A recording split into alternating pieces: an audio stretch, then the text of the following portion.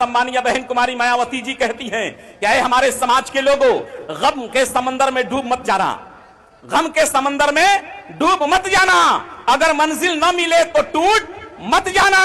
जिंदगी में अगर महसूस हो कमी किसी की, जिंदगी में अगर महसूस हो कमी किसी की, तो तुम्हारी बहना अभी जिंदा है, ये भूल मत जाना। जिस समाज की सियासत में सियासी क़यादत नहीं होती, उसकी बेटी और रोटी की इज्जत की हिफाजत नहीं होती है। साथियों नमस्कार, मैं हूं सत्यानंद स्वामी और आप देख रहे हैं सत्या एक्सप्रेस। बिहार चुनाव को लेकर तारीखें नजदीक आ रही हैं और चारों तरफ प्रचार की भरमार लगी है।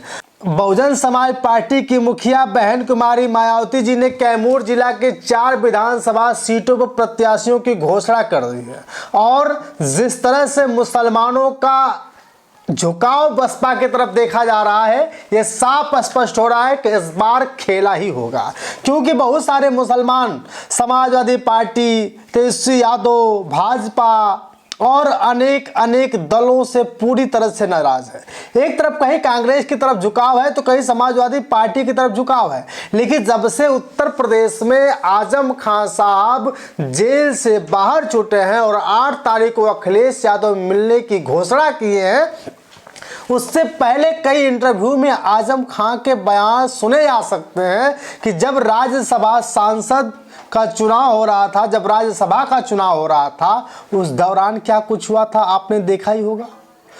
अखिलेश यादव के बारे में बताते हैं कि वो चाहते थे कि रामपुर से चुनाव लड़े, लेकिन वो रामपुर से चुनाव नहीं लड़ते हैं। खबर आती है कि अब बहुत बड़ा खेल हो सकता है। चर्चा का विषय बना हुआ था कि आजम खान साहब बहुजन समाज पार्टी की तरफ जाएंगे और 9 तारीख को बहन कुमारी मायावती जी के मंच पर दिखाई भी दे सकते हैं। जिस दिन ऐसा हो जाएगा वो खेला नहीं, भूचाल हो जाएगा। लेकिन मेरे प्यारे साथियों, आपको समझना और जानना बहुत जरूरी है कि मुसलमानों का किस जगह से, किस तरह से झुकाव बहुजन समाज पार्टी की तरफ देखा जा रहा है। 9 अक्टूबर की रैली है और 9 अक्टूबर को रैली जिस तरह से निर्धारित की गई है, समाजवादी पार्टी, कांग्रेस, भाजपा के हाथ पांव फूलने लगे हैं। आज इसी पर बात करेंगे और साथ ही एक बहुत बड़ा मुद्दा बताएंगे जहां दलितों के ऊपर शोषण का शिकार बनता जा रहा है, ये उत्तर प्रदेश। आज इस पर भी नजर डालेंगे। एनसीआरबी की रिपोर्ट क्या कहती है, इस पर भी नजर डालने का प्रयास करेंगे और आपको बताएंगे कि सबसे ज्यादा दलितों पर अत्याचार किस प्रदेश में होता है, क्यों होता है, कहां होता है। तो आपसे निवेदन है कि चैनल को सब्सक्राइब कर लीजिए और पूरे परिवार में इस वीडियो को शेयर जरूर कराइएगा। एक समय हुआ करता था जब बहन कुमारी मायावती जी का संघर्ष कोई देखता तो कहता था मानव कांशीराम साहब तो पागल हुई हैं, ये महिला भी पागल हो गई। लेकिन इसी पागलपन की वजह से उत्तर प्रदेश में बहन कुमारी मायावती जी 4 बार सरकार बनाती है और 4 बार की सरकार में जो कर दिखाया था वो शायद कोई नहीं कर सकता था। क्योंकि आपको पता है, बसपा एक ऐसी पार्टी है जो बाबा साहब डॉक्टर भीमराव अंबेडकर साहब के विचारधारा को लेकर चलती है। हमेशा दलितों को, हमेशा शोषितों को, पीड़ितों को ऊंचा जगह देना चाहती है, हमेशा इनके लिए लड़ाई लड़ती है। और बहन कुमारी मायावती जी ने उत्तर प्रदेश में जो कुछ किया था उस सब से लोगों को सीख लेना चाहिए। और सीख लेने के बाद अब लोगों को लगने लगा है कि उत्तर प्रदेश किसी के हाथों में सही नहीं रहेगा। ये उत्तर प्रदेश या बिहार, देश का कोई भी सत्ता हो, वो बहन कुमारी मायावती जी के हाथों में रहे तो मजबूत होगा। आपको पता है, आए दिन उत्तर प्रदेश के बरेली में हिंसा का कहर डांटा जा रहा है। आप देखे होंगे जिस तरह से मुसलमानों को प्रताड़ित करने की बात की जा रही है, जिस तरह से मुसलमानों का साथ विरोध किया जा रहा है, इससे साफ स्पष्ट हो रहा है कि देश अब जातिवाद में नहीं बल्कि धर्म में भी बंटवारा करना चाहता है। हिंदू एक तरफ, मुसलमान एक तरफ, हर तरह के लोग अलग अलग क्षेत्रों में जाने का प्रयास कर रहे हैं। मुसलमान कहता है कि हमारा देश है, हिंदू कहता है हमारा देश है। मुसलमान कहता है हम शांत रहें तो कैसे रहें, जब हमारे ऊपर अत्याचार हो रहा है तो हम कैसे जिए। लेकिन हिंदू कहता है कि हम बर्दाश्त नहीं करेंगे, क्योंकि आप ही लोगों की वजह से देश में शांति व्यवस्थाएं बिगड़ रही।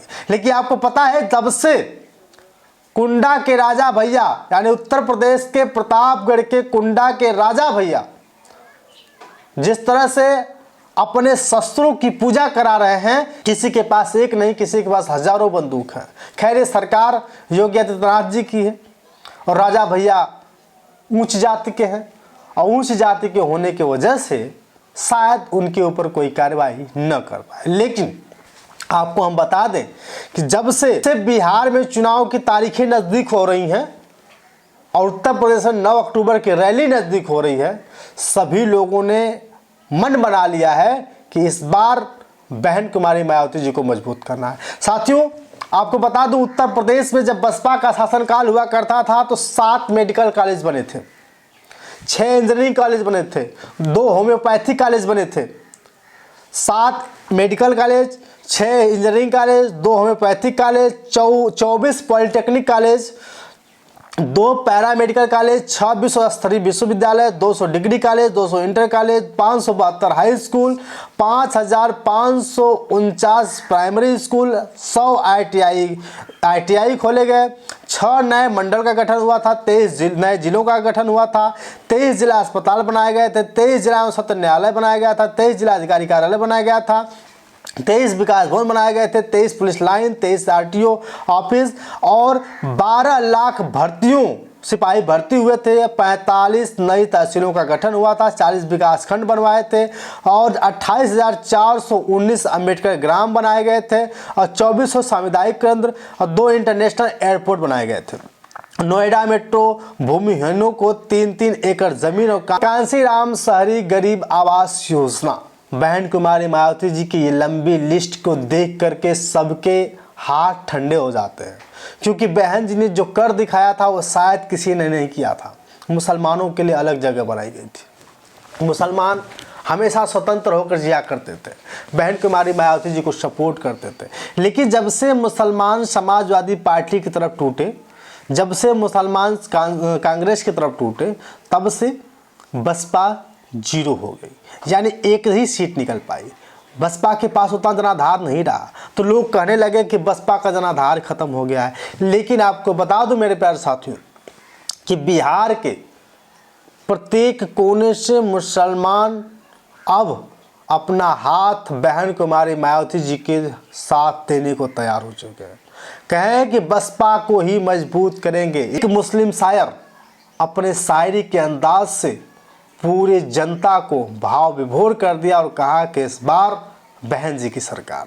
सम्मानीय बहन कुमारी मायावती जी कहती हैं, क्या है हमारे समाज के लोगों, गम के समंदर में डूब मत जाना, गम के समंदर में डूब मत जाना, अगर मंजिल न मिले तो टूट मत जाना। जिंदगी में अगर महसूस हो कमी किसी की, जिंदगी में अगर महसूस हो कमी किसी की, तो तुम्हारी बहना अभी जिंदा है ये भूल मत जाना, तुम्हारी बहना अभी जिंदा है ये भूल मत जाना। कि जिस कौम की, जिस समाज की सियासत में सियासी क़यादत नहीं होती, उसकी बेटी और रोटी की इज्जत की हिफाजत नहीं होती है। साथियों, NCRB की रिपोर्ट के अनुसार उत्तर प्रदेश अपराध के मामले में सबसे नंबर 1 प्रदेश बन चुका है, जिसमें लखनऊ अपराध के मामले में, महिलाओं के उत्पीड़न के मामले में सबसे नंबर 1 जिला है, सोच लीजिए।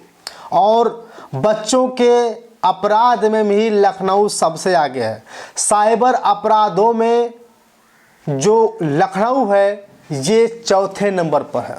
यानी समझिए कि लगभग प्रदेश में 75 जिले हैं और इस 75 जिलों में जहां योगी आदित्यनाथ जी की सरकार बैठती है, जहां योगी आदित्यनाथ जी का कार्यालय है, वहां पर की बात बता दें कि वहां अपराध के मामले में, महिलाओं के उत्पीड़न के मामले में लखनऊ सबसे नंबर 1 पर है। ये सोचने वाली बात है। और जब से ये आंकड़ा आया है, बहुत सारे लोग सोच में पड़ गए हैं कि यहाँ उत्तर प्रदेश, जहाँ बात की जाती है कि यहाँ 0 टॉलरेंस की कानून व्यवस्था देखी जा रही है, यहाँ हर मामलों में कानून बहुत तेजी से काम कर रहा है, प्रशासन पूरी तरह से मदद कर रही है। लेकिन NCRB की रिपोर्ट ने सबको चौंका दिया है। अब सब लोग कह रहे हैं इससे अच्छा तो बहन कुमारी मायावती जी की सरकार थी। इस सरकार में गुंडे, माफिया सब एकदम धराशायी हो जाते थे, हिम्मत नहीं होती थी किसी की बोलने की। बड़े बड़े माफिया धराशायी हो गए थे, हिम्मत नहीं होती थी किसी कोई बोल पाए। अतीक अहमद भी नहीं बोल पाते थे, मुख्तार अंसारी भी नहीं बोल पाते थे, राजा भैया भी नहीं बोल पाते थे, लेकिन अब सब लोग ऊंचे हो गए। खैर मुख्तार अंसारी इस दुनिया में नहीं रहे, अतीक अहमद नहीं दुनिया में रहे, लेकिन राजा भैया जिस तरह से शस्त्रों का पूजा करा रहे थे, अब तक बहन कुमारी मायावती जी होती तो उस पर जांच बैठ जाती। साथियों, वर्ष 2023 की मैं बात बताऊं, लखनऊ में महिलाओं से जुड़े अपराध के 2902 मामले दर्ज किए गए थे, जिनमें से 790 मामलों की जांच अभी भी जारी है। सोच लीजिए, कानपुर में महिलाओं से जुड़े 2200 मामले दर्ज किए गए थे, जिसमें 769 मामलों की जांच अभी भी चल रही है। तो आप समझ लीजिए कि आए दिन महिलाओं के साथ शोषण, आए दिन महिलाओं के साथ अत्याचार उत्तर प्रदेश में बढ़ के गया। जहां बेटी बचाओ बेटी पढ़ाओ की बात होती है, वहां बहन कुमारी मायावती जी की सरकार को लोग याद करते हैं, क्योंकि यहाँ सिर्फ नारा दिया गया है, लेकिन नारे के हिसाब से कभी काम नहीं किया गया। बाकी आपकी राय कमेंट करके बताइएगा, क्या कुछ सोचते हैं। और 9 अक्टूबर को बहन कुमारी मायावती जी की रैली में 70% मुसलमान पहुंचने वाले हैं। बहुत बहुत धन्यवाद।